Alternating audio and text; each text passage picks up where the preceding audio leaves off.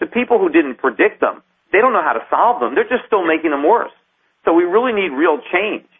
Sending Chris Dodd back for another term, I mean, there's not going to be any change there. Who are your possible competition running for the seat? In other words, who do you have to knock out to get it? Well, the main guy who is the favorite of the Republican establishment because he's a party guy. He's, again, been in public service his whole life. He's in his 60s. He was a 4-term congressman from Connecticut. I think the Republican establishment, the leadership wants him because he'll basically do what they want. He'll be a good party guy. He'll follow in line, and no big deal. I mean, he's going to probably another middle-of-the-road rhino, Republican in name only type. But he's the front runner. He's got the name recognition. He hasn't raised a lot of money. As I said, I've raised more money than him just in the last few weeks. He's been running for 6 months. But he's the front runner.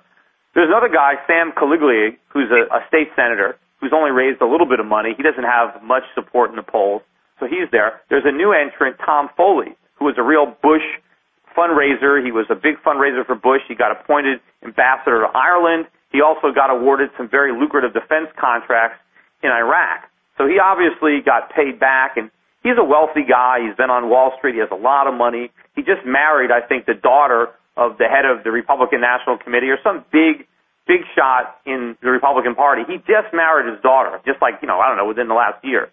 So he's positioning himself to run. There's rumors today now that Linda McMahon, who's married to, the guy who founded the World Wrestling Federation, who serves as a president, she lives in Connecticut. Now there's rumors she's going to enter the race. I mean, there's other people. There are a lot of people that want to run against Chris Dodd because he's so vulnerable. So there are people who have ambition politically and who want the Senate seat. The difference for me is I don't want the Senate seat. I like my job.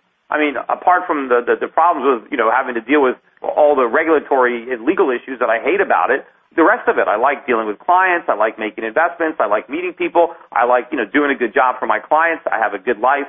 I don't want to be a senator. The only reason I'm interrupting my career is because the professional politicians have made a disaster of our country, and they're going to keep ruining it unless somebody comes into the Senate that has some sense and can educate everybody else to understand why they've caused these problems, why they're making it worse, and what they need to do so the country can be prosperous again. The other people who are running, they just probably want to be senator for whatever reason, whatever power they can get from it.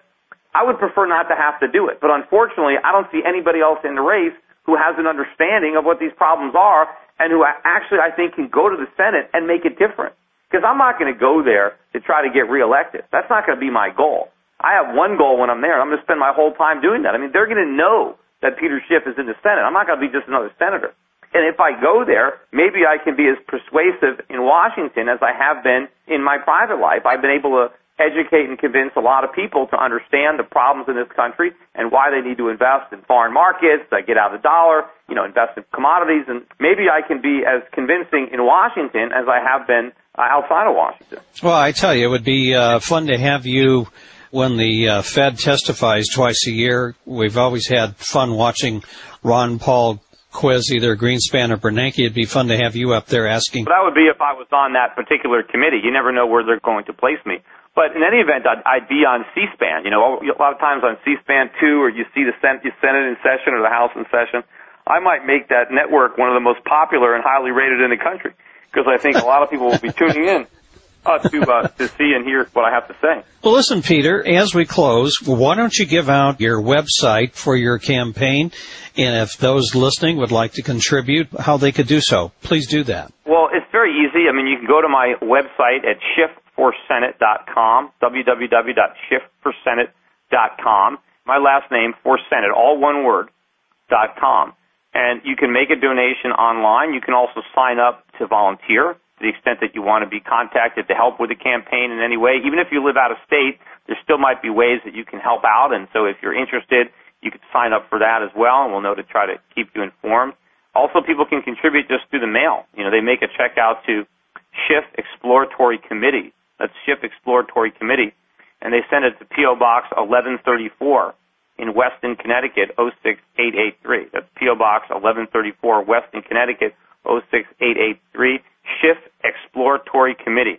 And, I can certainly use as much money as I can get. I think this election is going to cost upwards of $20 million. As I said, I put in some money myself. I know I'm probably going to have to put in a lot more money by the time it's all said and done. Whether it's $1 million or $2 million, I don't know how much I'm going to ultimately spend, but I certainly do not have the liquidity to spend $20 million over the next year running for the Senate. So I definitely need help, but I think I'm getting it. I have a lot of clients. There's a lot of people in my database. There's a lot of people in the country who follow me, who are just fans of mine, who believe in what I'm saying and what I'm writing. And if everybody who knows me and believes in me contributes, then I think I should be able to raise enough money to give it a good try. Well, please let me know what we can do here at Financial Sense. Once you announce your candidacy and the campaign gets along, I'll be the first here on the show to say that I would endorse you, and we'll do all that we can to help you. You can put my banner up on your site maybe, or... Yeah. When you make the announcement, let me know, and we'll get behind you, Peter.